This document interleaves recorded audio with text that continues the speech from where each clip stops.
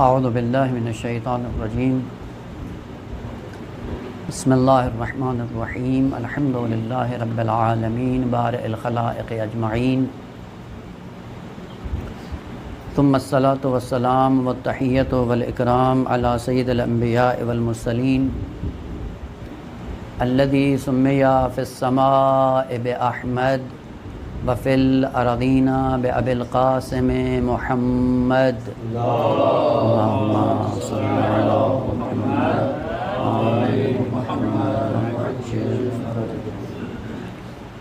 وعلی اہل بیتہ الطیبین الطاہرین المعصومین الذین اذھب اللہ عنہم الرجس وطہرہم تطہیرا اللہم صل علی محمد لا سیما بقیت اللہ المنتظر روحی و ارواح العالمین لتراب مقدمہ الفداء واللعنۃ الدائمۃ الابدیۃ علی اعدائہم ملعونین من یوم عداوتہم الی قیام یوم الدین و بعد یوم الدین ورحمۃ اللہ علی محبیہم و شیعتہم و موالیہم اجمعین اما بعد فقد قال الصادق علیہ الصلاۃ والسلام اعراب القلوب علی اربعۃ انواع رفع و فتح و خفض و وقف فرفع القلب فی ذکر اللہ وفتح القلب فی الرضا عن اللہ وخفض القلب فی الاشتغال بغیر اللہ ووقف القلب فی الغفلت عن اللہ۔ صلوات پڑھ دیں محمد و آل محمد۔ اللہم صل علی محمد و آل محمد۔ سیرت امام صادق علیہ الصلوۃ والسلام کے عنوان سے بہت سی چیزیں تھیں جو دل چاہ رہا تھا کہ بیان کی جائیں، اور یہ ایک ہی مناسبت ہوتی ہے کہ کم از کم کسی معصوم کی سوانح حیات اس انداز میں بیان ہو کہ وہ ہمارے لیے مشعل راہ بنے اور ہماری زندگیوں میں کوئی تبدیلی آئے۔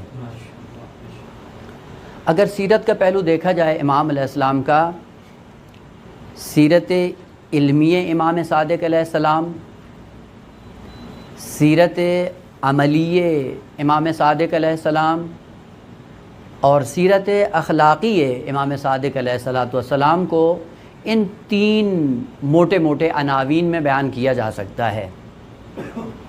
اگر سیرت علمی کی بات کریں تو اس کا ایک اپنا رخ ہے کہ کس انداز میں امام علیہ السلام نے علمی میدان میں کام کیا، علوم الہی کو کس انداز میں معاشرے میں عام کیا، یہ ایک الگ پہلو ہے مستقل۔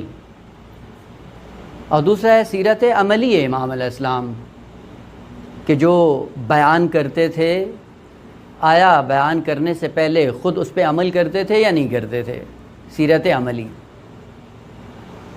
سیرت اخلاقی جو اہم ترین پہلو ہے ہر معصوم کی زندگی میں، جو نمایاں پہلو نظر آتا ہے، وہ سیرت اخلاقی ہے۔ چاہا تھا کہ سیرت علمی یعنی ہر ایک سے کچھ نہ کچھ بیان کیا جائے، اسی لیے ایک ایسی حدیث کا انتخاب کیا امام علیہ السلام سے جو ہمارے ماحول کے ساتھ سازگار بھی ہے، علمی پہلو بھی ہے، عملی پہلو بھی ہے اور اخلاقی پہلو بھی ہے۔ امام فرماتے ہیں کہ اعراب القلوب اربعۃ انواع، قلب جو انسان کی حقیقت بنتا ہے، اس کے اعراب کی چار حالتیں ہیں، البتہ ادیبانہ گفتگو سے ہٹ کے۔ ادیبانہ گفتگو میں یہی ہوتا ہے۔ اب دیکھیں جتنے بھی کلمات ہیں خصوصاً عربی کے اندر وہ حروف سے تشکیل پاتے ہیں، آپ حروف کو ایک ساتھ اکٹھا کر دیں، جب تک آخر میں حرکت آپ نہ دیں گے وہ کلمہ اپنی حقیقت کو نمایاں نہیں کرتا ہے۔ یہ تو واضح ہے نا۔ مثلا آپ نے لفظ زے، یہ، دال تینوں کو اکٹھا کر کے ذکر کیا، لیکن یہ زے، یہ، دال اپنی حقیقت نمایاں نہیں کرے گا جب تک کہ دال پہ کوئی حرکت ذکر نہیں کریں۔ مرفوع ہوگا الگ حقیقت کو بیان کرے گا، منصوب ہوگا تو معنی اور ہو جائے گا، مجرور ہو تو معنی کچھ اور ہو جائے گا۔ پس معانی حرکات سے وجود میں آتے ہیں، اور جب تک حرکت کو نمایاں نہیں کریں گے یہ کلمہ اپنا معنی بیان نہیں کرے گا۔ اور اعراب کو عربی میں، اعراب کا معنی کیا ہوتا ہے؟ عرب جس کے مقابلے میں ہے عجم۔ عرب کس کو کہتے ہیں؟ عرب کا معنی عربی میں ہے اظہار کرنا، واضح کرنا، روشن کرنا۔ جو چیز واضح اور نمایاں ہو اسے لفظ عرب سے تعبیر کیا جاتا ہے۔ اس کے مقابلے میں ہے عجم۔ عجم کا معنی کیا ہے؟ گنگ، لال، جس کی بات سمجھ میں نہیں آتی، اسی لیے اپنے آپ کو وہ کہتے تھے ہم عرب ہیں، یعنی بات ہم کریں اس بات میں وزن ہوتا ہے، ہمارے مقابلے میں جو ہیں وہ کیا ہیں؟ عجم ہیں۔ اسی سے کلمہ اعراب نکلا ہے۔ اعراب کو اعراب اسی لیے کہتے ہیں کہ جو کلمے کی حقیقت کو نمایاں کرتا ہے، وہ اعراب آ کر اس کلمے کی وضاحت کرتا ہے۔ اسی لیے کئی ایسے کلمات ہیں زیر زبر سے معنی زمین سے آسمان تک فرق کر جاتا ہے، اور وہ اعراب ہی ہے جو اس کی حقیقت کو بیان کر رہا ہوتا ہے۔ یہ ایک تشبیہ تھی اس حدیث کے اندر جو امام علیہ السلام نے ذکر کی، کہا کہ اعراب القلوب اربعۃ انواع، قلب کے اظہار کی 4 حالتیں ہیں۔ یہ 4 حالتیں جو قلب انسانی کی ہیں وہ حرکات سے پتہ چلے گا، اور جیسی جیسی حرکت ہوگی ویسے ویسے دل کی حالت معلوم ہونا شروع ہو جائے گی۔ لفظ متوفی اور متوفا، حرکت ہے جس نے حقیقت کو چینج کر دیا ہے، اعراب ہے جس نے بدل دیا ہے۔ متوفی کون ہے؟ متوفا کون ہے؟ جب غلط کلمہ استعمال کرتے ہیں معصوم کو آ کر اصلاح کرنی پڑتی ہے کہ ایک علم کی تدوین کرو کہ کلمات کو کیسے پڑھنا ہے، چونکہ میت جا رہی تھی اور کسی نے آ کر سوال کیا من المتوفی، وہ امام نے کہا نہیں متوفی نہیں، من المتوفا، متوفی خدا کی ذات ہے، متوفا ہے جس کو لیا گیا ہے، جو لینے والا ہے وہ اور ہے، بس حرکات سے حقیقت بدل جاتی ہے۔ اور کلمات میں اندر یوں ہی ہوتا ہے، رفعی حالت، فتح کی حالت، خفض کی حالت، وقف اور جزم کی حالت، اور یہ ہم پڑھتے رہتے ہیں ادبیات کے اندر۔ رف کا معنی کیا ہوتا ہے؟ رف کہتے ہیں بلندی کو، ارتفاع، رفعت، بلندی، لیکن ہر بلندی رفعت نہیں ہوتی۔ اس بلندی کو بلندی کہا جاتا ہے جو پستی سے حرکت کر کے بلندی کی جگہ پہ آتی ہے، اس کو عربی میں رفعت کہا جاتا ہے۔ اور اس کے مقابلے میں ایک اور کلمہ ہے جس کو کہتے ہیں علو، جس سے کلمہ علی نکلا ہے۔ جب اردو میں معنی کریں گے تو کیا کہیں گے؟ بلندی۔ علی بھی بلندی ہے، رفیع بھی بلندی ہے، لیکن نہیں، عربی کے اندر فرق ہے۔ علی اس بلندی کو کہا جاتا ہے جس میں پستی کا تصور نہ ہو،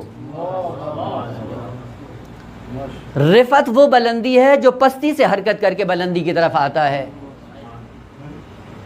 اور لطیفے کی بات یہ ہے کہ خداوند عالم نے اپنے اسماء میں لفظ علی کا انتخاب کیا ہے، لیکن لفظ رفیع خدا کے لیے استعمال نہیں ہوتا۔ ایک دم توجہ آپ کی مبذول ہو گئی۔ جب بھی خدا کے لیے کلمہ رفیع استعمال ہوتا ہے اضافہ کی صورت میں ہوتا ہے۔ رفیع الدرجات، رفیع مطلق نہیں ہے، وہ درجات کو بلندی عطا کرتا ہے، خود بلند ہوتا ہے، کسی کو پستی سے اٹھا کر بلندی کی طرف لے کے آتا ہے۔ پس رفعت، پستی سے بلندیوں کا سفر رفعت کہلاتا ہے، اور جو ذاتاً بلند ہو اسے علی کہا جاتا ہے۔ اور اعراب میں برترین حرکت رفع کی ہوتی ہے۔ رفع کی حالت یا مبتدا کی حالت ہوتی ہے یا خبر کی ہوتی ہے یا فاعل کی ہوتی ہے، جو برتر ہوتا ہے اس کے اوپر حرکت کس کی ہوتی ہے؟ رفع کی حالت کا اعراب القلوب اربعۃ انواع، سب سے پہلے رفع کی حالت۔ قلب کے اندر رفع کی حالت کیسے وجود میں آتی ہے؟ قلب کب رفیع بنتا ہے، کب پستیوں سے بلندیوں کی طرف آتا ہے، کب اس کے اندر پستیوں سے نکل کر بلندیوں سے اپنے آپ کو متصل کرتا ہے، یہ کب آتا ہے؟ ہر ایک کے لیے امام علیہ السلام نے مطالب کو بڑی خوبصورتی کے ساتھ بیان کیا ہے۔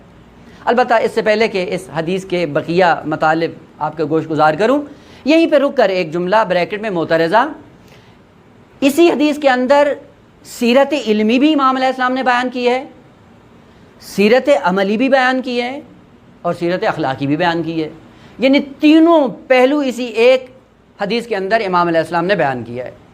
البتہ ذہن میں رہے کہ جب انسان علمی، عملی یا اخلاقی دنیا میں اپنے آپ کو بلندیوں سے ہمکنار کرتا ہے تو ہر ایک کا ایک الگ الگ میزان ہے۔ حدیث کو بیان کرنے سے پہلے ایک یہی جو مقدمہ بیان کر رہا ہوں وہ یہ ذہن میں رہے، علمی سیرت امام علیہ السلام کی کیا تھی؟ دیکھیں جتنے بھی معصومین ہیں ہر ایک معصوم نے کوئی نہ کوئی مطلب بیان کیا ہے، اپنے اپنے زمانے کے مطابق لوگوں کی ذہنیت کو پڑھتے ہوئے ایک مطلب کو بیان کیا، لیکن مکمل بیان نہیں کیا۔ بعد میں جب دوسرے معصوم کی باری آتی ہے، دیکھتے ہیں ماحول سازگار ہے، اسی مطلب کو آ کر تکمیل کر دیتے ہیں۔ اسی لیے قرآن کا خاصہ بھی ہے کہ قرآن کی آیات کے بارے میں کیا ہے؟ یفسر بعضہ بعضا، اور یہ قانون فقط قرآن کے لیے نہیں ہے، یہ قانون احادیث ائمہ کے لیے بھی ہے۔ ایک حدیث ایک معصوم سے آتی ہے اور اسی حدیث کا تتمہ اور مکمل حدیث کسی دوسرے معصوم کے زمانے میں آتی ہے۔ حدیث ہے طلب العلم فریضۃ علی کل مسلم، اور یہ وہ مکتب ہے، مکتب اسلام کہ جو منفرد ہے اس عنوان سے کہ جتنی ترغیب علم کی اس مکتب کے اندر ہے، اس مکتب سے ہٹ کے کسی اور مکتب میں نہیں ہے۔ لیکن یہ حدیث ایک پہلو کو بیان کرتی ہے اور ہمارے اندر وہی رائج ہے، دوسرے پہلو کو جو ائمہ نے بیان کیا اس کی طرف ہماری کوئی توجہ نہیں ہے۔ لہذا سیرت علمی کے عنوان سے اس نقطے کو مکمل کر کے پھر بڑھتے ہیں سیرت عملی کی طرف۔ طلب العلم فریضۃ، طلب علم کیا ہے؟ فریض نہیں، فریضۃ، اور یہ تا یہاں پہ صاحبان علم ہے، یہ تا تانیث نہیں ہے۔ ہر جگہ جہاں پہ بھی تا آئے تو اس کا مطلب یہ نہیں ہوتا تا تانیث ہے، اور آپ کو پتہ ہے طلب العلم مبتدا ہے، اور یہ مبتدا کیا ہے؟ اشتقاق کی مذکر ہے، مبتدا اور خبر میں مطابقت ہونی چاہیے، ہونا چاہیے تھا طلب العلم فریض، طلب العلم فریض نہیں کہا ہے، طلب العلم فریضۃ، یہ تا بتاتی ہے، یہ تا تانیث نہیں ہے، چونکہ اگر تانیث کی ہو طلب العلم جو مذکر ہے اس کے ساتھ سازگار نہیں ہے، وہ پھر کون سی ہے تا؟ یہ تا مبالغہ ہے، یعنی طلب علم فقط فریضہ نہیں ہے، انتہائی اہم ترین بشریت کا فریضہ ہے کہ اگر اس فریضے کو انجام دیا تو انسان ہیں، اور اگر انجام نہ دیا تو مقام انسانیت سے گر جائیں گے۔ طلب العلم فریضۃ یعنی بہت زیادہ ضروری ہے۔ لیکن آپ کو پتہ ہے خداوند عالم جب قوانین بناتا ہے، قوانین بنانے سے پہلے خداوند عالم تمام پہلوؤں کو مد نظر رکھتے ہوئے بات کو بیان کرتا ہے، لیکن اس بات کے اندر فقط ایک پہلو بیان ہوا ہے، اور یہ طلب العلم یعنی علم کی تلاش میں رہنا۔ یہ کس کی ذمہ داری ہے؟ قابل کی، جو جاہل ہے وہ علم کے پیچھے جائے، وہ یہ بعد میں علم کے پیچھے جائے گا، اور علم پھیلانے والوں کی ذمہ داری اس سے پہلے بیان ہوئی ہے، جو نقطہ ہمارے لیے غفلت کا باعث بنا ہے۔ طلب العلم بعد میں ہے، تعلیم العلم پہلے ہے، لہذا عالم جاہل پر مقدم ہے۔ پہلے عالم کی ذمہ داری بیان کی ہے کہ تم تعلیم اور علم کو عام کرو، اس کے بعد ہے قابل سے کہا ہے کہ تم جا کر ان سے لے لو۔ لینے والا بعد میں آتا ہے، دینے والا پہلے ہوتا ہے۔ یہ طلب العلم، یہ ایک ذمہ داری بیان کی کن لوگوں کی؟ کہا کہ جو علم سے دور ہیں وہ جائیں اپنے آپ کو علم سے متصل کریں۔ خوب اگر علم ہوگا نہیں تو کس کو جا کر لیں گے؟ اسی طلب العلم کے ضمن میں علماء کی ذمہ داری بھی بیان کر دی ہے کہ سب سے پہلے تعلیم العلم کو عام کرو، جو حالات سے پہلے علماء میدان میں اتریں اور علم کو عام کریں۔ اگر طلب العلم فریضہ ہے تو تعلیم العلم بھی فریضہ ہے۔ تو تعلیم العلم کے لیے پھر کیا کریں؟ بخیل بن کے گھر میں نہیں بیٹھیں، تعلیم علم کو عام کرنے کے لیے پیسے کا مطالبہ نہیں کریں، تعلیم علم کے میدان میں آ کر لوگوں کی کمزوریوں سے ناجائز فائدہ نہیں اٹھائیں۔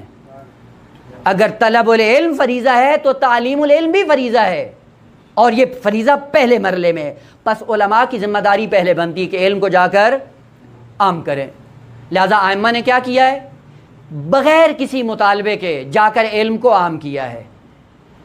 یعنی وہ لوگ جو ائمہ کو امام نہیں بھی مانتے تھے ان کو بھی اپنی شاگردی میں قبول کیا ہے۔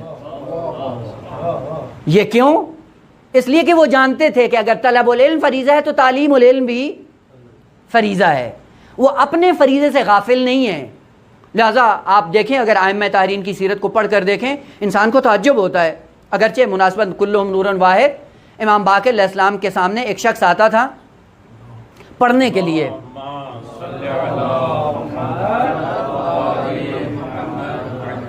پڑھنے کے لیے آتا تھا اور بڑی باقاعدگی کے ساتھ، بڑے اہتمام کے ساتھ اور بڑی پابندی کے ساتھ آتا تھا۔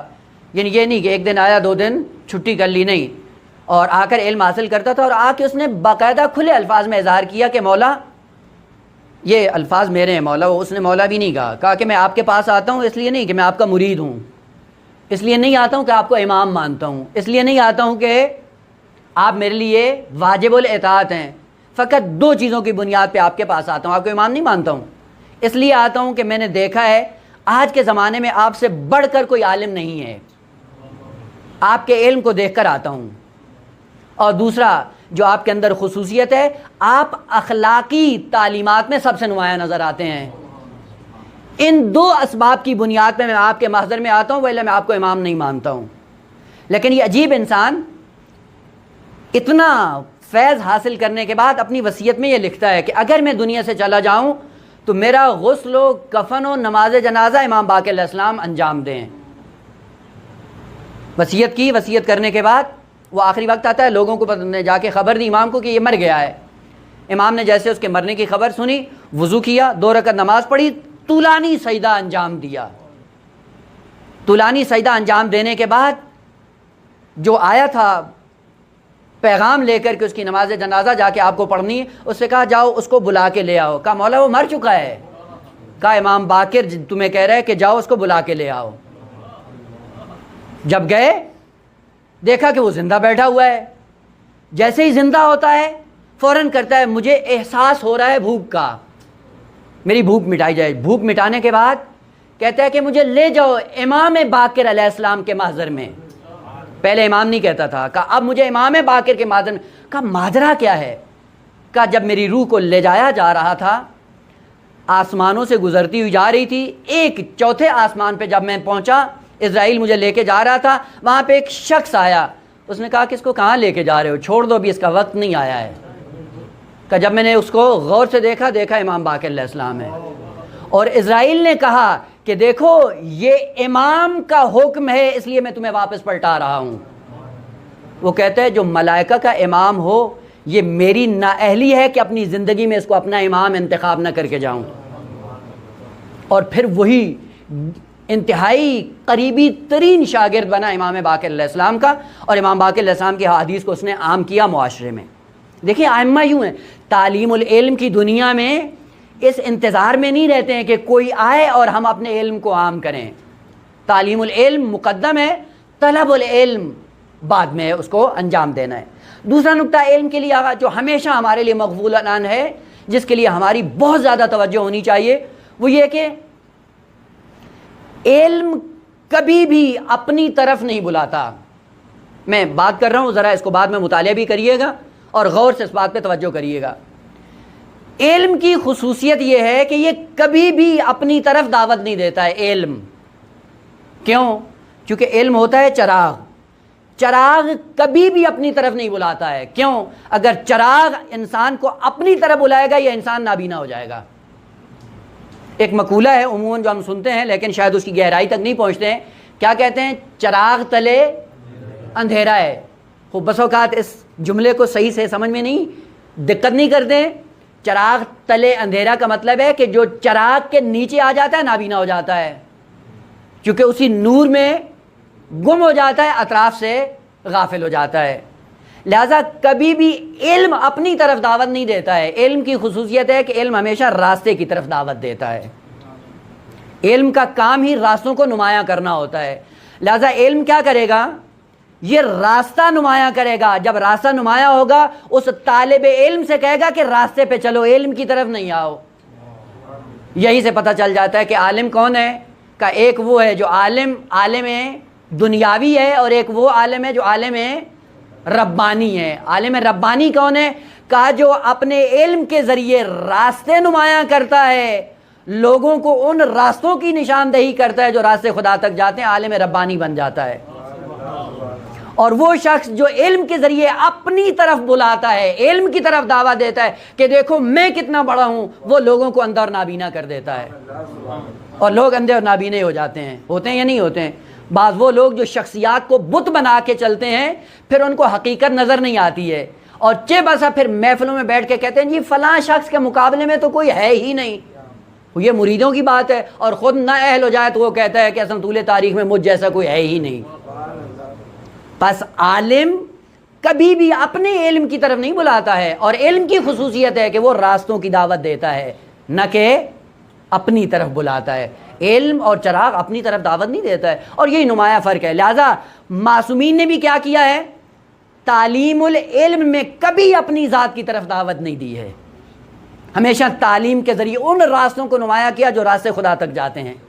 اسی لیے امام علیہ السلام نے اس سیرت علمی کے پہلو کو اجاگر کرتے ہوئے کیا کہا؟ اعراب القلوب اربعۃ انواع.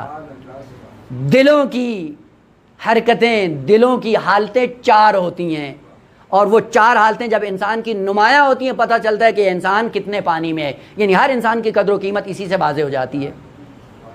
سیرت عملی کے پہلو میں جو اسی روایت کے اندر بڑی خوبصورت روایت ہے، انشاءاللہ جیسے جیسے پہنچیں گے معنی کریں گے، واقعاً وہ لذت اور چاشنی میں 2 چندان ہو جائے گی. دوسرا نقطہ دیکھیں آقا، جب بھی ائمہ طاہرین نے تعلیم العلم کی دنیا میں وہ راستے نمایاں کیے ہیں خدا تک جانے کے لیے، وہاں پہ ایک خصوصیت ذکر کی، اور یہ خصوصیت فقط 2 چیزوں میں ہمیں نظر آتی ہے. ایک الصلاۃ عمود الدین یا الصلاۃ عماد الدین. تعلیم العلم کی دنیا میں ذکر کیا معصومین نے کہ نماز ستون دین ہے ایک، اور دوسری تعبیر حضرت امیر علیہ السلام نے ذکر کی، وہ تعبیر یہ تھی کہ الناس عماد الدین. یہ تعبیر شاید آپ لوگوں نے پہلے نہ سنی ہو، اور یہ تعبیر وہ ہے جو امام امیر علیہ السلام نے مالک اشتر کو جب مصر کی طرف روانہ کیا، وہاں پہ امام علیہ السلام نے توصیہ کیا. ان وصایا میں سے ایک مطلب یہ تھا کہ مالک یاد رکھنا الناس عماد الدین، لوگ دین کا ستون ہے. دیکھیں ہر ستون کو پہچاننے کے لیے کچھ علامتیں ہوتی ہیں، ان علامتوں سے وہ ستون نمایاں ہوتا ہے، پہچانا جاتا ہے. جب آپ کہتے ہیں کہ الصلاۃ عماد الدین، خود نماز دین کا ستون ہے، خود ستون کو کیسے پہچانے، کیا ہے اس کی علامت، کیسے پتہ چلے کہ یہ ستون دین ہے؟ اب چونکہ علوم متعدد ہیں، تعدد علوم سے فرق بھی ہر علم کا اپنا اپنا نمایاں ہو جائے گا. ایک دفعہ آپ نماز کو فقہی اعتبار سے دیکھتے ہیں کہ فقہ میں کیسے ستون دین ہے، وہ فقی بتاتا ہے کہ اس کے اندر کون سی شرائط ہوں، وضو آپ کا صحیح ہو، روبہ قبلہ ہو، لباس آپ کا پاک ہو، وہ موانع جتنے بھی فقہ نے ذکر کیے ہیں وہ نہ ہوں، اور وہ جو شرائط ہیں نماز کی وہ ساری اس کے اندر موجود ہوں. فقہ کیا اعلان کرتی ہے کہ آپ کی نماز صحیح ہے، یا اگر وہ شرائط نہ ہوں تو کیا فقی کیا کہے گا؟ آپ کی نماز باطل ہے. بس فقہ کے اندر ستون دین کو پہچاننے کے لیے اپنا معیار ہے، لیکن عقائد کی دنیا میں اپنا معیار ہے. دونوں کو آپس میں خلط نہیں کریں. اور نماز ہر علم میں ہے، فقہ کے اندر بھی نماز دین کا ستون ہے، عقائد کی دنیا میں بھی نماز ستون دین ہے، اخلاقیات کے اندر بھی نماز ستون دین ہے، لیکن ہر علم میں معیار اور علامت الگ الگ ہے. لہذا جب آیات قرآنی بھی پڑھیں تو اس خلط کے ساتھ آیات کو نہیں پڑھیں. مثلا قرآن کریم میں ہے ان الصلاۃ تنہا عن الفحشاء والمنکر، خوب، یہ کون سا ستون دین ہے؟ شرط صحت اگر پہچاننی ہے فقہ کی طرف رجوع کرو. قبولیت اور عدم قبولیت کے اعتبار سے دیکھنا ہے کہ نماز ستون دین ہے یا نہیں، اس کے لیے قرآن کا سہارا لو، اس کے لیے اخلاقیات کا سہارا لو، اس کے لیے عقائد کا سہارا لو. عقائد کی دنیا میں جا کر دیکھو یہ آپ کے دین کا ستون بنی ہوئی ہے یا نہیں ہے.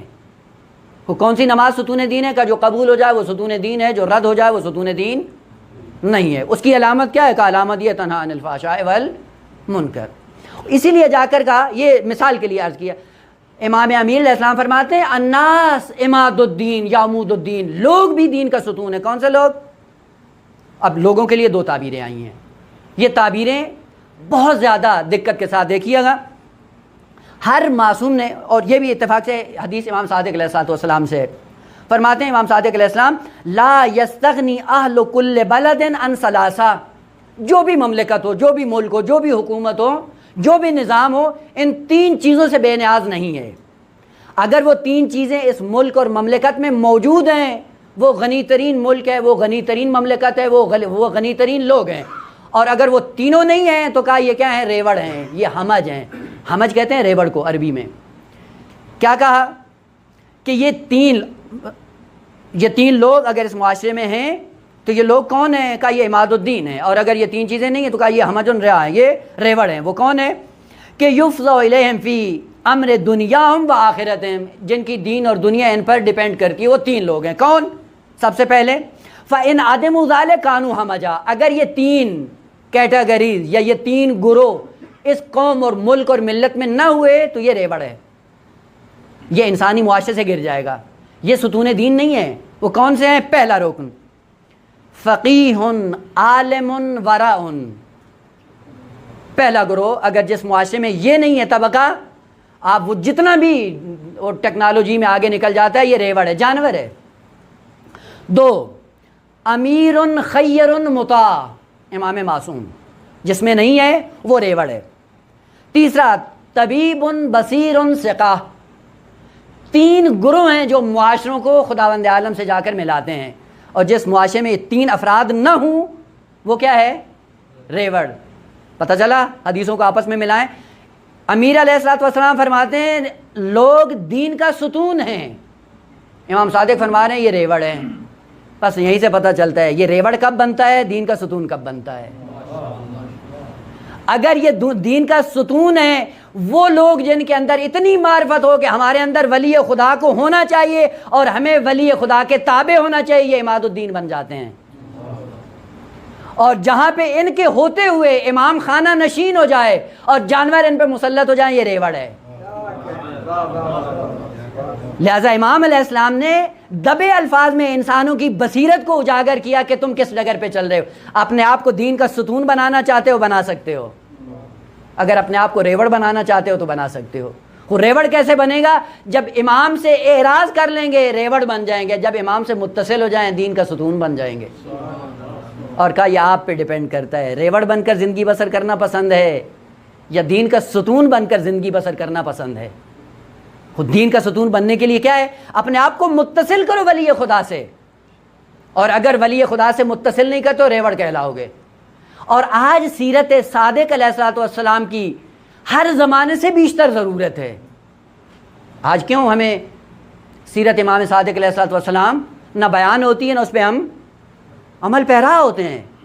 عمل پیرا کیوں نہیں ہوتے ہیں؟ چونکہ معرفت ہی نہیں. خوب اگر معرفت ہو تو عمل پیرا ہوں، اگر معرفت نہیں ہے تو عمل پیرا نہیں ہو سکتے ہیں.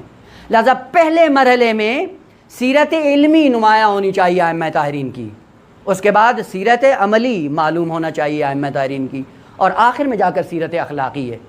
اخلاقی پہلو میں انسان اس عظمت کا حامل ہو جائے کہ جس میں ائمہ طاہرین خود انتخاب کر کے یہ کہیں. اور یہ بھی عجیب عظمت ہے. دیکھیں تعلیم العلم میں آ کر ایک تو مجانی مفت آ کر لوگوں کو بصیرت عطا کرتے ہیں، اور پھر عجیب بات ہے یہ انداز آپ کو ائمہ سے علاوہ کہیں نہیں ملے گا. کیا کرتے ہیں؟ جب اپنے شاگردوں کو مفت میں تعلیم دیتے ہیں، تعلیم بھی خود دیتے ہیں، جب علم دے دیتے ہیں پھر ان کی عظمت اپنے لیے اجاگر کرتے ہیں اور آئندہ نسلوں کے لیے اجاگر کرتے ہیں. یہ کتنا کرم ہے ان کا. دیتے بھی خود ہیں، علم دینے کے بعد پھر احترام بھی خود بناتے ہیں. یہی سے انسان کو پتہ ہونا چاہیے کہ کس کے ساتھ ہمیں متصل ہونا ہے. جو دیتا بھی ہے احترام بھی کرتا ہے. ابان آتا ہے امام کے محضر میں, اپنے شاگرد اور منشی سے کہتے ہیں تمہیں پتہ نہیں ابان آیا, الکے الوسادہ لابان, بستر بناؤ, تکیہ لے کے آؤ, آپ کو پتہ نہیں ابان آیا ہے؟ وہ ابان کون ہے؟ کا جو علم آل محمد سے, علم سادے کے آل محمد سے استفادہ کرتا ہے. تعلیم خود دیتے ہیں, تعلیم کے بعد کرامت کی اس منزل پہ پہنچاتے ہیں کہ جب یہ آئے تو احترام میں اس کے لیے بستر بناؤ. اور جب زرارہ کی بات آتی ہے, عجیب جملہ ہے زرارہ کے لیے, کہتے ہیں کہ لولا زرارہ لن درست آثار ابی, اگر زرارہ نہ ہوتا تو میرے بابا باقر علیہ السلام کے جتنے علمی آثار تھے سب کے سب ختم ہو جاتے. آغا یہ کون سی عظمت ہے؟ تعلیم کی دنیا میں خود ان کو روشن کرتے ہیں اور پھر عظمت کے اعتبار سے اتنا یاد کرتے ہیں کہ اگر زرارہ نہ ہوتا تو امام باقر علیہ السلام کے آثار نابود ہو جاتے. یہ عظمت آپ کو کہاں نظر آئے گی؟ یہ عظمت فقط آل محمد کے گھرانے سے آپ کو ملے گی. تعلیم العلم کی دنیا میں مفت میں پڑھائیں, اور مفت میں پڑھانے کے بعد پھر عزت و احترام میں اتنا کریں کہ دوسروں کی آنکھوں میں ان کو مکرم بنا دیں, معظم بنا دیں, اور رہتی دنیا تک ان کو سیرت کے نمونے کے طور پہ بیان کر کے جائیں. یہ آل محمد کے علاوہ کسی اور مکتب میں آپ کو نظر نہیں آئے گا. سیرت علمی, سیرت عملی, میدان عمل میں آ کر ان کو اتنا اپناتے ہیں. سیرت اخلاقی کے پہلو سے جس روایت کو بیان کیا ہے کہ انشاءاللہ اس کو بیان کرنے کی توفیق ہو جائے, اس سے پہلے کہ اس روایت کو بیان کروں, سیرت اخلاقی کے پہلو میں آپ یہ ذہن میں رکھیے گا کہ علمی عملی سیرت سے ہٹ کر اخلاقی پہلو ہوتا ہے. اخلاقی پہلو میں کیا ہوتا ہے؟ انسان کی چھپی ہوئی صلاحیتوں کو اجاگر کرنے کے بعد ان کی ذوات کو خداوند عالم سے متصل کرنا سیرت اخلاقی کہلاتا ہے. توجہ رہے, اخلاقی پہلو میں کیا ہے؟ فقط علم سے آشنا نہیں کرنا, فقط فقہی اعمال انجام نہیں دلوانے ہیں, بلکہ ان کی ذات کو نکھارنے کے بعد ان کو صراط مستقیم پہ لانا. یہ سیرت اخلاقی ہے, اور وہ کبھی کبھی ایک لمحے میں 100 سال کا سفر طے کروا جاتی ہے. اگر سیرت اخلاقی انسان کو معلوم ہو جائے, معصومین کی نمونے عام ہیں, خوب بعض ایسے نمونے جن کو آپ مجھ سے بہتر جانتے ہیں. سیرت اخلاقی کا پہلو امام حسین علیہ السلام کی بارگاہ میں ہو رہا آتا ہے, سیرت علمی نہیں, سیرت عملی نہیں, سیرت اخلاقی کا پہلو ہے. قعر جہنم سے اٹھا کر کہاں پہنچا دیا؟ اپنی معیت عطا کر دی نا, بہشت میں پہنچا دیا نہیں, اپنا ہم نشین بنا دیا, بہشت میں نہیں پہنچایا ہے. یہ سیرت اخلاقی, ایک لمحے میں کئی 100 سال کا سفر امام نے ایک لمحے میں طے کروا دی. یہ سیرت اخلاقی ہے. اس کا دوسرا نمونہ بیان کر کے میں انشاءاللہ آتا ہوں اسی روایت کی طرف, اس کو بیان کرتا ہوں. کوفہ میں ابو بصیر رہتے تھے, ہمسایہ تھا جو اوباش, عیاش, مطرب, آئے دن رات میں شراب نوشی کا سلسلہ چلتا, کنیزیں اور لونڈیاں آتی جن سے ڈانس ہوتا, موسیقی چلتی. کئی مرتبہ ابو بصیر نے جا کر اس سے کہا کہ بھائی دیکھو آپ کی اپنی زندگی ہے, ہم دن میں کام کرتے ہیں, تھکے ہوتے ہیں, رات کو کبھی توفیق ہوتی ہے نماز شب پڑھنے کی, اور جب نماز شب کے لیے اٹھتے ہیں تو آپ کے گھر میں جو شور شرابہ ہوتا ہے وہ ہماری معنویت میں مزاحم ہوتا ہے, اگر مہربانی کریں تھوڑا سا شور کو کم کر دیں. اس نے کوئی نہیں سنی. 2-4 مرتبہ جب ابو بصیر نے کہا کہ دیکھو تھوڑا سا کرم کرو, بالآخر ہمسائے ہو اور ہمسائیگی میں مشکل ہے ہمارے لیے, اس نے ابو بصیر کو تنہائی میں بلایا, اور تنہائی میں بلا کے کہتا ہے کہ دیکھو میری حالت یہ ہے کہ میں یاس کے عالم میں پہنچ چکا ہوں, مجھے اب نجات کا کوئی احتمال بھی نہیں ہے, میں جہنمی ہوں, آپ مجھے تحمل کرو یا نہ کرو میرا رویہ یہی ہے, کیونکہ میرے لیے نجات کا کوئی راستہ نہیں ہے. ہاں لیکن ایک چیز ہے, میں نے سنا ہے تمہارا کوئی امام ہے جس کا نام جعفر صادق ہے, یہ مجھے یقین ہے کہ وہ مسیحا سے بالاتر ہے, اگر آپ میری وساطت کریں اور ان کی نظر کرم مجھ پہ آ جائے تو شاید میری تقدیر بدل جائے. دیکھیں آقا کبھی کبھی انسان کی تقدیر جب بدلتی ہے عقیدے سے بدلتی ہے. جس امام کو جتنا مقام دے کر آپ پہچانتے ہیں اسی حساب سے وہ آپ کے ساتھ مدارا کرتے ہیں. اسی لیے کہا جاتا ہے عقیدہ حرف اول ہے. معصومین کے لیے اپنے عقیدے کو درست کرو, جیسا عقیدہ ہوگا ویسا ان کا آپ کے ساتھ رویہ ہوگا. ایک ذہن میں کرن تھی کہ اگر وہ چاہے تو میں بدل سکتا ہوں. اتفاق سے جانے لگے ابو بصیر مدینہ کی طرف. حج کا موسم آیا, حج سے پھر جاتے تھے مدینہ میں, امام علیہ السلام سے ملتے تھے. یہ تنہائی میں آیا, اس نے جا کر ابو بصیر کا بدرکہ کیا اور کہا کہ جاؤ جہاں پہ اتنے مسائل آپ امام صادق علیہ السلام کے سامنے پیش کریں گے, یہ میری آرزو بھی ہے, یہ میری حالت بھی ان کو بیان کر دینا. ابو بصیر کہتے ہیں میں گیا مدینے میں, اور جب سب لوگ اٹھ کے جانے لگے تو امام نے مجھے اشارہ کیا بیٹھے رہو. ابو بصیر کے ذہن سے نکل گیا تھا کہ کیا ہے, ماجرا کیا ہے. امام علیہ السلام فرماتے ہیں ابو بصیر سے کہ ابو بصیر, وہ جو تمہارا رفیق ہے ہمسایہ, اس سے کہنا دا ما علیہ, جو حالت تم نے اپنائی ہوئی ہے اس کو چھوڑ دو, تم اس حالت کو چھوڑ دو, میں صادق ضمانت دیتا ہوں خداوند عالم کی بارگاہ میں تیری نجات کا میں ضامن ہوں. خط لکھا امام نے باقاعدہ, خط لکھنے کے بعد سلام لکھا اور یہ خط لے کر واپس آیا. جیسے ہی واپس آیا لوگ ملنے آئے کوفہ کے, من جملہ یہ شخص ہمسایہ بھی ملنے کے لیے آیا. ملاقات کی, ملاقات کرنے کے بعد حال احوال پرسی کے بعد جب وہ سب چلے گئے ابو بصیر نے اشارہ کیا تم بیٹھے رہو.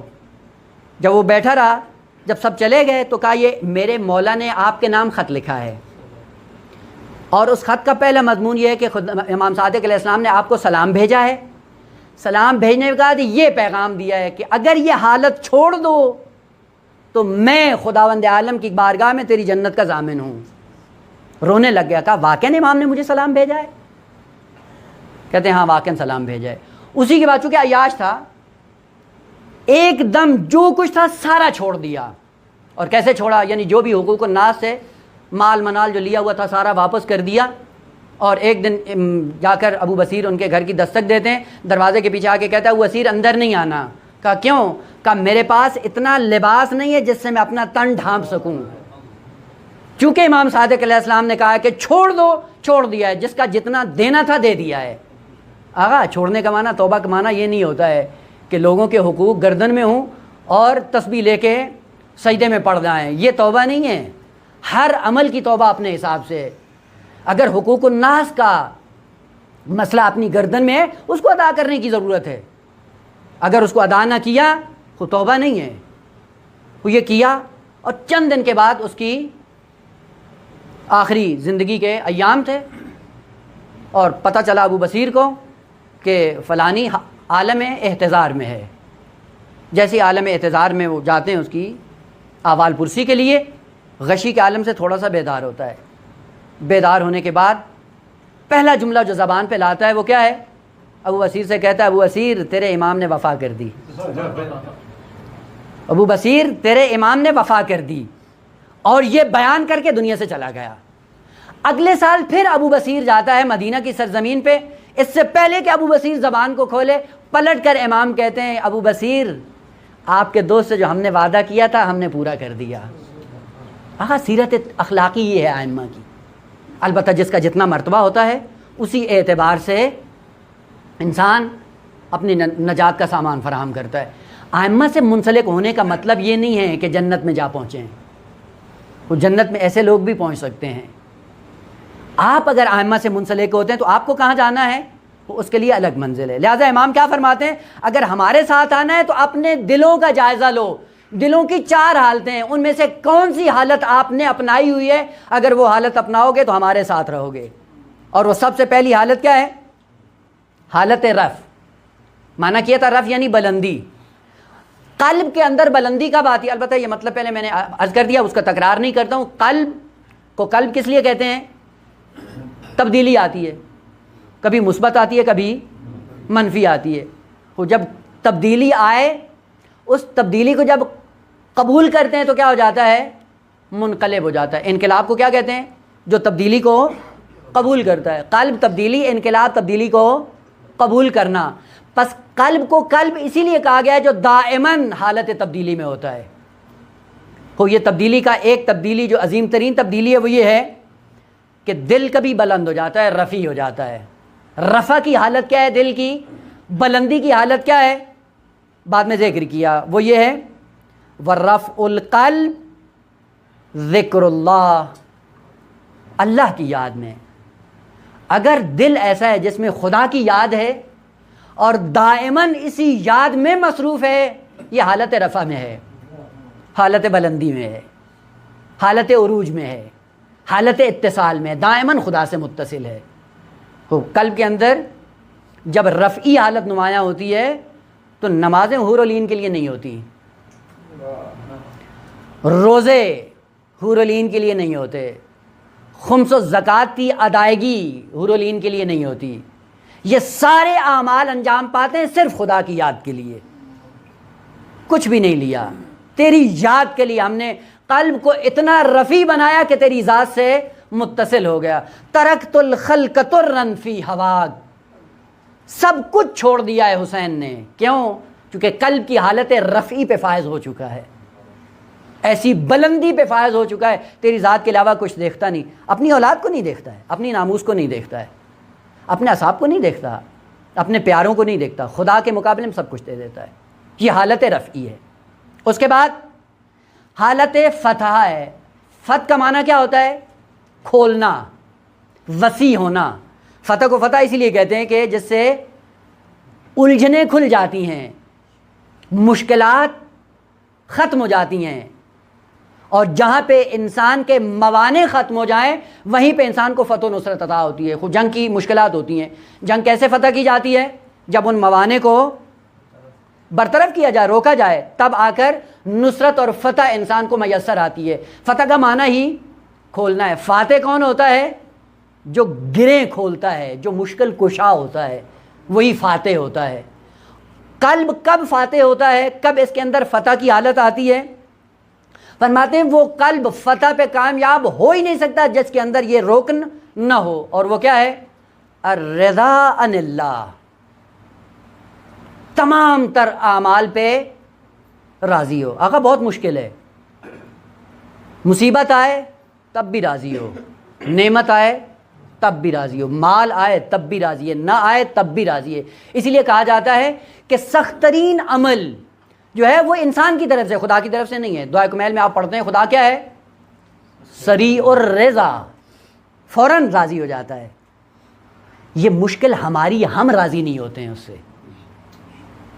اگر ہم بھی اسی کی طرح سریع الرضا ہوں، دیکھیں زندگیوں کے اندر کیسے تبدیلی آتی ہے، کہ اگر خدا کی تقسیم پہ انسان راضی نہیں ہوتا، یہ فاتح انسان نہیں ہے، قلب مقام فتح میں نہیں آیا۔ البتہ ہر ایک کی علامتیں الگ سے کہ جو امام علیہ السلام نے ذکر کی، دیکھیں وہاں تک پہنچتے ہیں یا نہیں۔ تیسری حالت خفض کی ہے۔ خفض کا معنی کیا ہوتا ہے؟ جھکانا، نیچے آنا۔ خافض نیچے لانے والا، مخفوض اس میں مفعول ہوگا تو کیا ہے؟ جس کو نیچے لایا جائے۔ خفض کا معنی جھکاؤ ہے، یعنی جو نیچے لے کے آئے گا، اور خفض کو ہم ادبیات میں کیا کہتے ہیں؟ جری حالت۔ وہ جری حالت کہاں ہوتی ہے؟ حرف کے نیچے ہوتی ہے، وہ جو نیچے ہوتی ہے اسی لیے اس کو خفض کہتے ہیں۔ قرآنی آیات بھی ہیں، وَخْفِضْ جَنَاحَكَ، اپنے آپ کو جھکا۔ اور یہ خطاب فقط ہمیں نہیں ہے، پیغمبر اسلام کو بھی ہے۔ وَخْفِضْ جَنَاحَكَ لِلْمُؤْمِنِينَ، مومنین کے لیے اپنے آپ کو جھکا دو۔ اب یہ معنی وہ نہیں ہے کہ جس طرح ہے آیت آگی، کہیں وہ غلط مفہوم ذہن میں نہ آئے، یہاں پہ اس کو واضح کر کے پھر آگے بڑھتا ہوں کہیں اشتباہ نہ ہو۔ اب اس کا مطلب یہ نہیں ہے کہ پیغمبر کو جو خطاب ہوا ہے کہ آپ جھکاؤ تو اس کا مطلب آپ نیچے آ جاؤ، ان کو سر پہ چڑھا لو، یہ بات نہیں ہے۔ خفض ایک تربیتی قانون ہے قرآن کا، کسی چیز کو پروان چڑھانے کے لیے قانون خفض ہے۔ اور وہ کیا ہوتا ہے؟ آپ نے پرندوں میں دیکھا ہوگا، وہ پرندے خصوصاً جو پرواز کرتے ہیں، آپ نے دیکھا ہوگا انڈے دیتے ہیں، انڈوں پہ بیٹھتے ہیں، پھر چوزے نکلتے ہیں، چوزے نکلنے کے بعد آہستہ آہستہ ان کے پر نکلنا شروع ہو جاتے ہیں۔ جب پر نکلتے ہیں تو شروع میں پر کمزور ہوتے ہیں، جب پر کمزور ہوتے ہیں تو پھر وہ ماں یا باپ جو پرندہ ہوتا ہے کیا کرتا ہے؟ اس بچے کو اپنے پروں پہ بٹھا لیتا ہے، فضا میں پرواز کرتا ہے، اپنے پروں کو نیچے سے ہٹا لیتا ہے۔ جب دیکھتا ہے کہ یہ گر رہا ہے پھر پروں کو آ کر نیچے رکھ دیتا ہے، اس عمل کو عربی میں خفض کہا جاتا ہے. کہ مومنین کے ساتھ آپ کا رویہ یہ ہونا چاہیے، یہ گر جائیں گے اگر آپ ہاتھ نہیں تھامیں گے. کیا کرو؟ کہ ان کو اٹھاؤ، پرواز کے قابل بناؤ، اور جب گرنے لگے اپنی رحمت کے سائے میں ان کو جگہ دے دو. وَخْفِضْ جَنَاحَكَ لِلْمُؤْمِنِينَ. خفض یہ ہے، ایسا جھکاؤ انسان کی زندگی میں آئے. اور یہ سیرت آقا اہل بیت کی. وہ عالم کو کیا ہونا چاہیے؟ عالم کو خافض ہونا چاہیے، نہ یہ کہ انا رجل، میں رجل ہوں، میرے علاوہ تو یہ مطلب وہ ہے جو ہم سے پہلے کسی نے بیان ہی نہیں کیا ہے. وہ آپ پہ جبرائیل نازل ہوتا ہے جس نے بھیجا ہے، وہی بزرگان کی کتابیں جو پڑھی ہیں. خدا کا شکر کرو کہ وہ سمجھ آ گیا. پتہ نہیں وہ بھی صحیح سے سمجھ آئی ہے یا نہیں آئی. خفض القلب، قلب کی حالت جھکاؤ کی، یعنی جب نیچے چلا جاتا ہے، پستی کی طرف چلا جاتا ہے. اس میں پستی کب آتی دل میں؟ کہ جب غیر اللہ میں مشغول ہو جاتا ہے دل پست ہو جاتا ہے. الاشتغال بغیر اللہ. خوب قلب کب پست ہو جاتا ہے، پستی کا شکار ہو جاتا ہے؟ کب دنیا کی طرف جھک جاتا ہے؟ کہ جب خدا کو چھوڑ کر غیر اللہ میں مشغول ہو جاتا ہے، خافض بن جاتا ہے. یہ قلب خافض لے کر اللہ کی بارگاہ میں جاؤ گے، اور توقع کیا ہے؟ بہشت کی. بہشت بھی نہیں ملے گی قلب خافض کو. قلب خافض جو دنیا سے متصل ہے، غیر اللہ سے وابستہ ہے، یہ کہاں پہنچے گا؟ جو پستیوں میں مبتلا ہے، پستیوں کے ساتھ مربوط کیا ہوا ہے اس نے اپنے آپ کو. کسی نے منصب سے اپنے آپ کو منسلک کیا ہوا ہے، کسی نے مال سے اپنے آپ کو منسلک کیا ہوا ہے، کسی نے اولاد سے اپنے آپ کو منسلک کیا ہوا ہے، اور کسی نے اعتباریات میں اپنے آپ کو منسلک کیا ہوا ہے. شہرت کچھ بھی نہیں آگا، نہ مال ہے، نہ اولاد ہے، نہ منصب ہے. شہرت میں کیا ہے؟ فقط واہ واہ ہے، بخن بخن ہے. وہ باہ باہ چاہ چاہ کے لیے آدمی دین اپنا بیچ دیتا ہے. وہ اعتبارات میں منسلک، اور چاہتے ہو کہ تمہیں نجات مل جائے گی، ممکن ہی نہیں ہے. پس تیسری حالت، البتہ پہلی دو حالتیں مثبت ہیں، یہ تیسری حالت مذموم، اور چوتھی اس سے بھی بدتر. اور وہ کیا ہے؟ چوتھی حالت ہے وقف. وقف کا معنی کیا ہوتا ہے؟ توقف، رک جانا، ٹھہراؤ کا آ جانا، جس نقطے پہ وہیں پہ منجمد ہو جانا. ہو زمیں جنبت نہ جنبت گل محمد. خوب زمین میں حرکت آتی ہے لیکن اس وجود میں حرکت نہیں آتی ہے. یہ ڈھانچہ ویسے کا ویسا پڑا ہوا ہے، بت بنا ہوا ہے، اور ایک مقدس بت بن جاتا ہے، اور پھر مقدس بت کو لوگ پوجنا شروع کر دیتے ہیں، اور یہ بھی خوش ہوتا ہے کہ شاید ہم کہیں پہنچے ہوئے ہیں نا. وقف القلب کیا ہے؟ الغفلت عن اللہ. انسان کیا ہے نا، یہ کہ فقط غیر اللہ میں مشغول ہے، خدا سے غافل ہے. البتہ یہ غفلت یہ خود ایک خوبصورت کلمہ ہے، جس کے مقابلے میں کلمہ عربی میں استعمال ہوتا ہے رہبان یا راہب یا رہبانیت. وہ اسی سے لیا گیا ہے. رہب مثبت حالت ہے، غفلت منفی حالت ہے. غفلت کہتے ہیں اس حالت کو جو انسان کے اندر ٹھہراؤ کی آتی ہے، اس ٹھہراؤ سے انسان مقصد سے دور ہو جاتا ہے. لیکن جیسے ہی مقصد سے دور ہوتا ہے، اچانک اگر اس کی توجہ ہو جائے اور پھر مقصد کی طرف گامزن ہو جائے، اس حرکت کو عربی میں رہب کہا جاتا ہے. مثال عرض کروں، مثلا والدین ہیں، بچے کو پیسے دیتے ہیں، بیٹا جاؤ دکان سے کوئی چیز خرید کے لے آؤ. بچہ گھر سے نکلتا ہے، باہر دیکھتا ہے کہ بچے گلی میں کھیل رہے ہوتے ہیں، ان کے ساتھ مصروف ہو جاتا ہے کھیل میں. جیسے ہی کھیل میں مصروف ہوتا ہے، مقصد سے ہٹ جاتا ہے، دور ہو جاتا ہے، غفلت کا شکار ہوتا ہے، مقصد کی طرف گامزن نہیں ہو رہا. ایک دم توجہ ہوتی ہے کہ ماں باپ نے کس لیے بھیجا تھا. جیسے ہی توجہ آتی ہے، کھیل کو چھوڑ کر پھر دکان کی طرف حرکت کرتا ہے. اس حرکت کو عربی میں راہب کہا جاتا ہے. راہب البتہ ایک مضمون معنی ہے کہ وہ ابھی اس کی طرف نہیں جانا ہے. راہب یہ جس کے اندر یہ توجہ آئے اور اس توجہ کے بعد پھر وہ مقصد گامزن ہو. تو راہب وہ حالت ہے جو غفلت کو دور کرتی ہے. خوب چوتھی حالت دل کی، جب دل متوقف ہو جاتا ہے، رک جاتا ہے. کب رکتا ہے؟ کہ جب اس کے اندر غفلت آتی ہے. غفلت کے نتیجے میں دل کیا بن جاتا ہے؟ متوقف. جب متوقف ہوتا ہے تو یہ خدا سے دور ہو جاتا ہے. امام علیہ السلام نے ان 4 ارکان کو بیان کرنے کے بعد ہر ایک کی الگ الگ علامت بیان ذکر کی ہے کہ جب دل حالت رفعی میں ہوتا ہے اس کی علامت کیا ہے، جب حالت فتح میں ہوتا ہے اس کی علامت کیا ہے، جب حالت خفض میں ہوتا ہے اس کی علامت کیا ہے، اور جب حالت وقف میں ہوتا ہے تو اس کی علامات کیا. چونکہ ہر چیز اپنی علامت سے پہچانی جاتی ہے. علامات ذکر کریں تاکہ اس حقیقت کو نمایاں کیا جائے، نہیں معلوم وہاں تک پہنچ سکیں گے یا نہیں. خیر ایک حالت کو جو وہ ذکر کر دیتے ہیں، انشاءاللہ اس کے بعد اگر فرصت ہوئی تو مطلب بادی کی طرف مراجعہ کریں گے.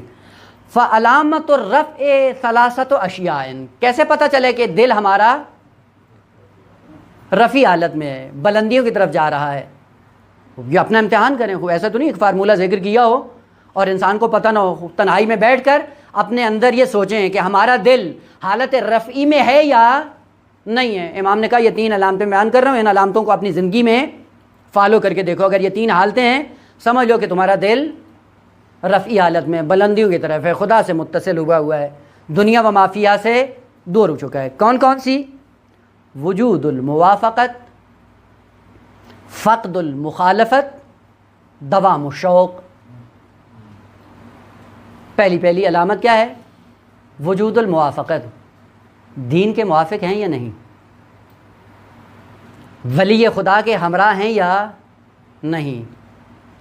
دین کی تعلیمات کو اس 5 فٹ کی لاش پہ نافذ کیا ہے یا نہیں؟ اوامر و نواہی خدا کی موافقت کرتے ہیں یا نہیں؟ دین خدا کی تعلیم پہ کان دھرتے ہیں یا نہیں؟ وجود الموافقت. فقد المخالفت، مخالفت خدا آپ کی زندگی میں ہے یا نہیں ہے؟ اگر نہیں ہے سمجھ جائیں حالت رفیع میں ہے.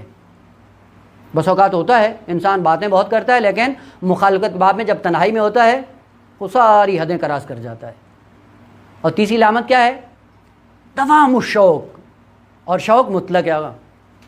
دوام الشوق اور شوق ہوتا ہی وہی ہے کہ جہاں 2 چیزوں کے درمیان جھکاؤ پیدا ہو، دوسری چیز کے اندر جاذبیت ہوتی ہے، پہلی چیز کے اندر اشتیاق پیدا ہو جاتا ہے. آپ جن سے محبت کرتے ہیں ان کی طرف آپ کا کھنچاؤ ہوتا ہے یا نہیں ہوتا ہے؟ اس کا مطلب ہے کچھ جاذبہ ان کے اندر ہے جو آپ کو کھینچ رہا ہے.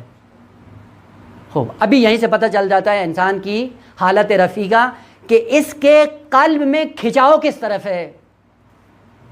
بہشت کی طرف ہے، حور و عین کی طرف ہے، نہروں کی طرف ہے، یا دائماً خدا کی طرف اس کا شوق ہے؟ کہاں پہ؟ خوب انسان افراد کے اعتبار سے مختلف ہیں، ہر ایک کے اندر ایک خاص علامت پائی جاتی ہے. دوام و شوق کا ہونا حالت رفیع ہے قلب کی. اگر دوام و شوق نہیں ہے تو یہ حالت رفیع حالت میں نہیں ہے. قلب بلندیوں کی طرف نہیں جا رہا ہے، خدا سے دور ہے. علامت فتح کہ یہ قلب فاتح ہے یا نہیں ہے. علامت کیا ہے؟ 3 علامتیں اس کی بھی. التوکل علی اللہ، الصدق والیقین. البتہ یقین کی جگہ بعض روایات میں کلمہ اداء الامانہ استعمال ہوا ہے. 3 ارکان ہیں. سب سے پہلے کیا؟ خدا پہ توکل کرو. اور خدا پہ توکل کرنے کا مطلب کیا ہوتا ہے؟ اگر دنیا میں جا کر آپ جن چیزوں کو بھی آپ دیکھتے ہیں، ایک دفعہ یہ کہ دنیا کے ظاہری اسباب سے اپنے آپ کو وابستہ کر لیتے ہیں کہ یہ ہمیں نجات دے گا، یہ توکل نہیں ہے، یہ شرک ہے. اور توکل کیا ہے؟ کہا کہ یہ ظاہری اسباب ہیں، چونکہ اس نے کہا ہے ان سے متصل ہو رہا ہوں. لیکن اذا مرضت فہو یشفین، مریض ہوں شفا وہ دیتا ہے، پیاسا ہوں سیراب وہ کرتا ہے. اگرچہ اسی نے کہا ہے پانی پیو، پانی پینے کا حکم اس نے دیا ہے، اس کو کیوں اپنا رہا ہوں؟ چونکہ اس نے کہا ہے. پانی سیراب نہیں کرتا، خدا سیراب کرتا ہے. دوائی کھانے کا اس نے کہا ہے، چونکہ اس نے کہا ہے کھاتا ہوں. شفا یہ دوائی نہیں دیتی، شفا وہ دیتا ہے. چونکہ خدا سے ہٹ کے کوئی فیاض نہیں ہے، خدا سے ہٹ کے کوئی مؤثر نہیں ہے. مؤثر فقط وہ ہے، لیکن اس کی تاثیر کے لیے معید چاہیے، مقرب چاہیے. وہ معید کیا کرتا ہے؟ اس قابل کو فاعل سے متصل کر دیتا ہے. جب قابل فاعل سے متصل ہوتا ہے، مؤثر اپنا اثر اس قابل میں چھوڑ دیتا ہے. بس تاثیر وہاں سے ہے، تاثیر ان میں نہیں ہے. یہ پھر کیا کرتے ہیں؟ کہا یہ فقط آپ کو قریب کرتے ہیں اللہ کے، مؤثر کے قریب کرتے ہیں. یہ معرفت کہاں اور وہ معرفت کہاں کہ جی ٹیبلٹ کھائیں گے تو بخار ختم ہوگا، ٹیبلٹ نہیں کھائیں گے تو بخار اترے گا ہی نہیں. کیوں؟ اس کا مطلب ہے کہ ہم اسباب کو مؤثر سمجھتے ہیں، خدا کو مؤثر. یہی شرک ہے. کبھی شرک جلی ہو جاتا ہے، کبھی شرک خفی ہو جاتا ہے. دوسری بات کا صدق. اور صدق کی کیا بات؟ صدق علی الاطلاق. کبھی انسان کی زندگی میں جھوٹ نہیں آتا. البتہ ابھی فرصت نہیں اس کو کلمے کو کھولوں. یہ بھی ایک کلمہ انتہائی عمیق ہے عربی اعتبار سے. اسی صدق سے صدقہ نکلا ہے، اسی صدق سے تصدیق نکلا ہے، اسی صدق سے صداق معلوم نکلا ہے کتاب النکاح میں.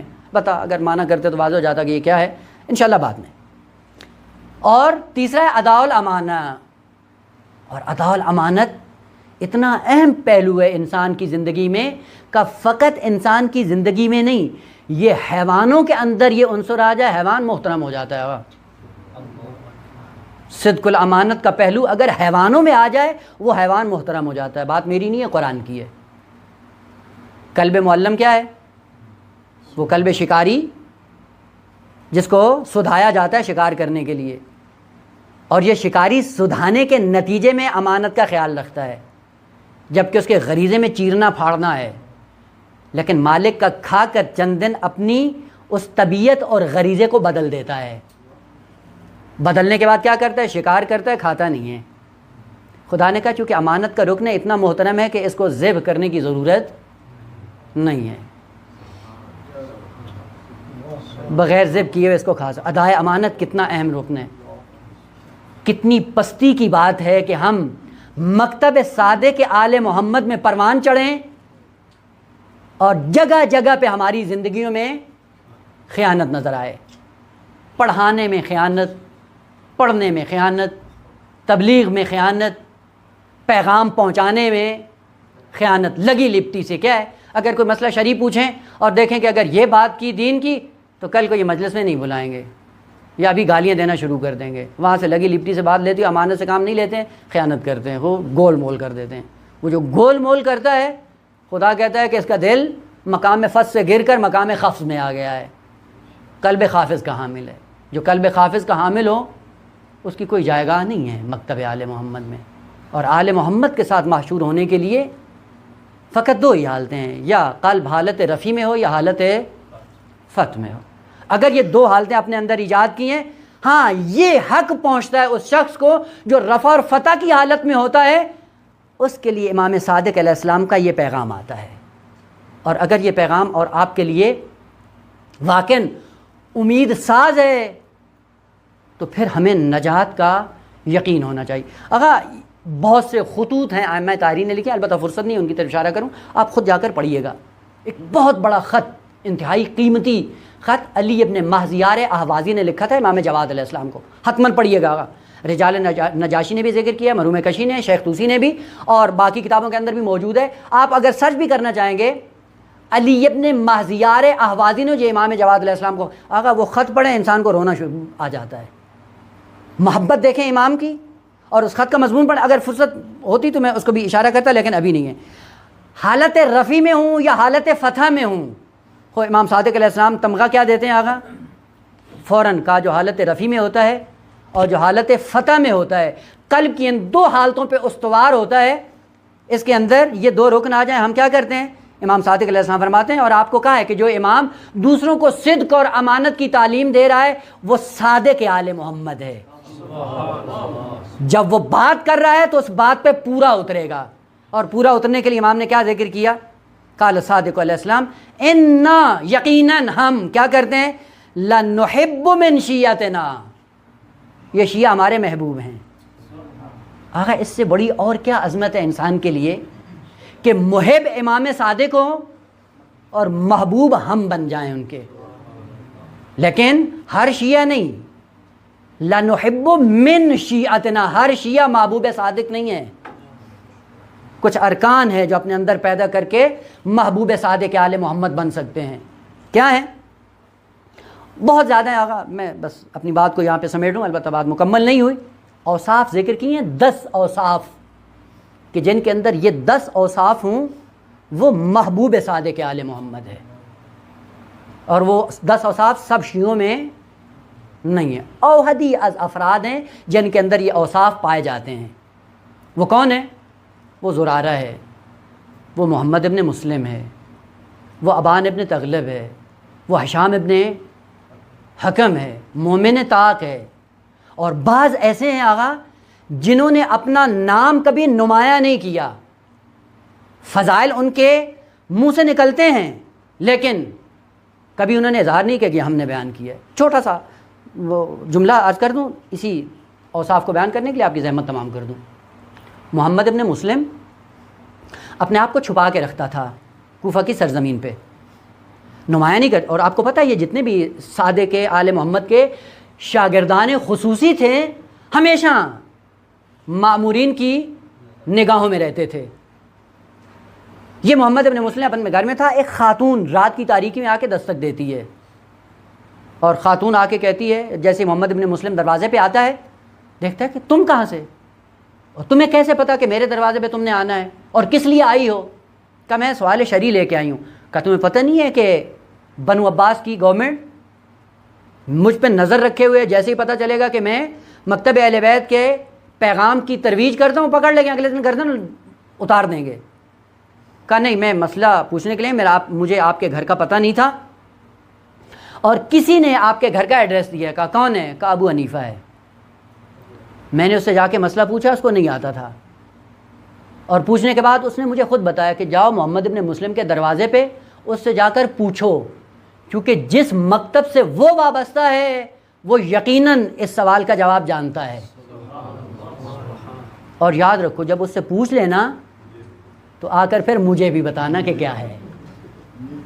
وہ گئی، سوال بھی اتنا وہ تھا، جانتے ہوں گے، پڑھا ہوگا انشاءاللہ. سوال پوچھا، سوال کا اس نے جواب دے دیا. جواب لے کر اس نے جا کے ابو حنیفہ کو بتایا. ایک دن ابو حنیفہ اپنی تدریسی محفل جمائے ہوئے تھا، انا رجل، محفل میں شاگردوں سے کیا کہتا ہے، یہ مشکل فقہی ہے اور اس کو میں نے حل کیا ہے. محمد ابن مسلم بھی بیٹھا ہوا تھا، اس نے تھوڑا سا اپنا، کہتے ہیں گلے میں جب خراش آتی تو انسان وہ تھوڑی سی کھانسی کرتا ہے، وہ کھنگورا جو مارتا ہے تو اس سے پتہ چل جاتا ہے بھائی ٹھہرو کہاں سے بیان کیا ہے. وہیں سے پھر آدمی کی ہوا نکل جاتی ہے. وہ اکثر حوضے کے ایسے ہی ہیں، وہ جب کوئی نہیں جانتا ہوتا تو بڑی بڑی لمبی لمبی چھوڑتے ہیں.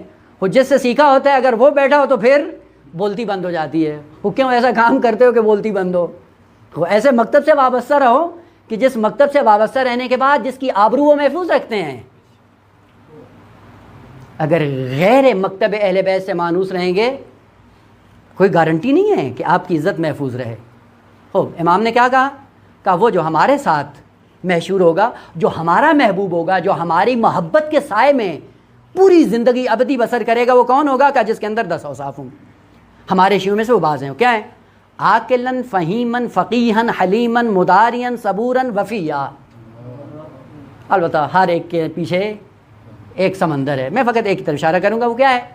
عاقل ہو اور فہیم ہو. بس یہ 2 جملے اور آپ کی زحمت تمام. اگر ہمارے شیعوں میں سے پہلا وصف اپنے اندر پیدا کر لیتا ہے کہ عاقل ہے، یہ ہمارا محبوب ہے.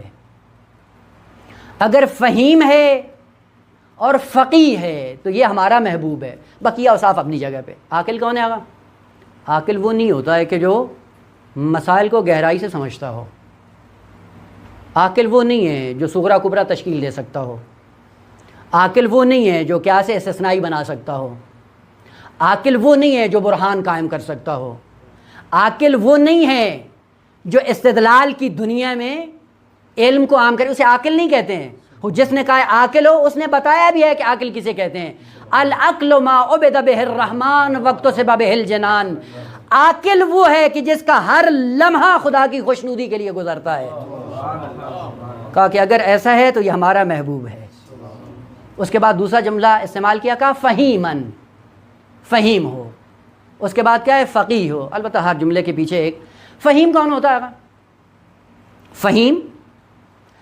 فہیم ایک ایسی حقیقت ہے عربی کے اندر کہ جب تک گہرائی کے ساتھ اس کو نہ سمجھیں پتہ نہیں چلتا. فہیم کس کو کہتے ہیں؟ فہم کا معنی جو ابھی ذہنوں میں بیٹھا ہوا ہے وہ کیا ہے؟ سمجھنا ہو. بس یہی ہے معنی پتہ کہ فہم کیا ہے؟ سمجھنا ہے. اگر فہم ہے، معصوم نے ایسے نہیں کہا جو فہیم ہو وہ ہمارا محبوب ہے. اور ہم نے فہم کو کیا سمجھا ہے؟ جو سمجھتا ہے. کیا سمجھتا ہے؟ یہ سمجھ لے کہ زاربا ماضی ہے، یضرب مضارع ہے، یہ فہیم ہے.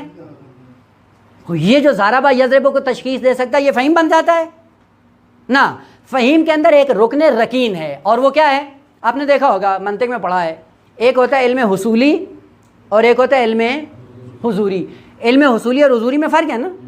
علم حصولی سن کر انسان کسی حقیقت سے آشنا ہو جاتا ہے. علم حضوری اس کے وجود کا احساس کرتا ہے۔ خوب، فہیم کون ہوتا ہے؟ کہ جو علم حضوری کے ذریعے اشیاء کا ادراک کرتا ہے۔ ایک وہ شخص ہے جو کہتا ہے مجھے پتہ ہے کہ چینی میٹھی ہے لیکن چکھی نہیں ہے، فہیم نہیں ہے۔ وہ جو چکھ کر اپنے وجود کا حصہ بناتا ہے یہ فہیم بنتا ہے۔ دین کو سن کر سمجھ لینا یہ فہیم نہیں ہے، سن کر سمجھ کر وجود کا حصہ بنا لینے سے انسان فہیم بنتا ہے۔ جب فہیم بنتا ہے محبوب امام صادق بنتا ہے۔ اور محمد و آل محمد بلند تر صلوات۔ اللہم صلی علی محمد و آل محمد۔ کتنے ایسے لوگ تھے جو مکتب صادق میں رہتے ہوئے مقام عقل پہ بھی فائز ہوئے اور مقام فہم پہ بھی فائز ہوئے، اور کتنے ایسے نااہل تھے کہ جو قدم قدم پہ اہل بیت کے لیے مشکلات کا سبب بنتے رہے۔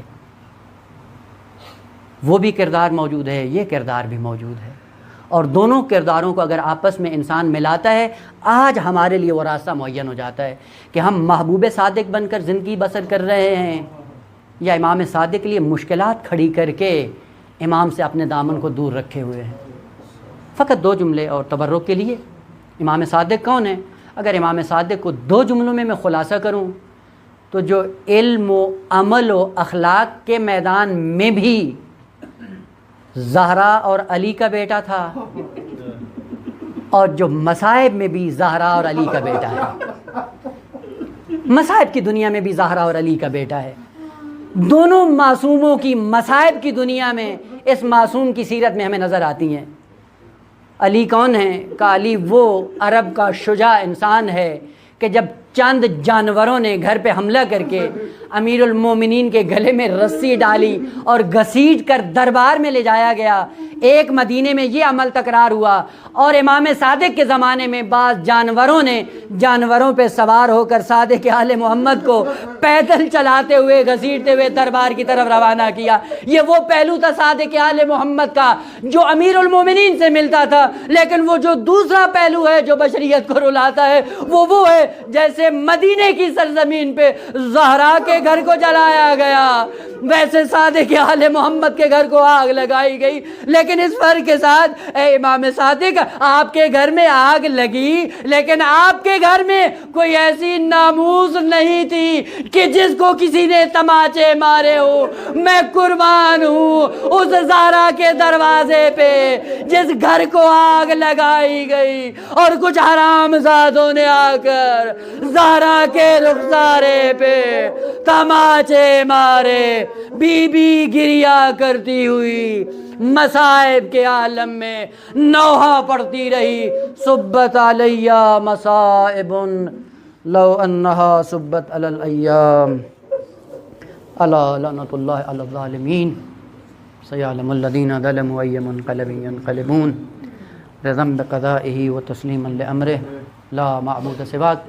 الہ العالمین محمد و آل محمد کے صدقے میں ہمیں آل محمد کی تعلیمات کو صحیح معنوں میں سمجھنے اور سمجھ کر عمل پیرا ہونے کی توفیق عطا فرما۔ الہ العالمین محمد و آل محمد کے صدقے میں جو آج تک عزاداری اہل بیت میں جس رنگ میں بھی خدمت کر رہے تھے اور اس دار فانی سے کوچ کر گئے، الہ العالمین ان کو دسترخوان اہل بیت کا مہمان قرار دے۔ الہ العالمین محمد و آل محمد کے صدقے میں دنیا کے جس کونے میں بھی تشیع اور مکتب اہل بیت کا نام لیوا موجود ہے، الہ العالمین ان کی جان، مال، ناموس، آبرو کی حفاظت فرما۔ الہ العالمین محمد و آل محمد کے صدقے میں ہمیں یہ توفیق دے کہ ہم اپنے عمل کے ذریعے اہل بیت کے تابعین میں اور اہل بیت کے محبوب بن سکیں۔ الہ العالمین محمد و آل محمد کے صدقے میں اپنی آخری حجت اور اس دین کے حقیقی وارث کے ظہور میں تعجیل فرما، ہمیں ان کے اصحاب خاص میں قرار دے۔ ربنا تقبل منا انک انت السمیع العلیم، بجاہ محمد و آلہ الطاہرین، صلوا علی محمد و آل محمد۔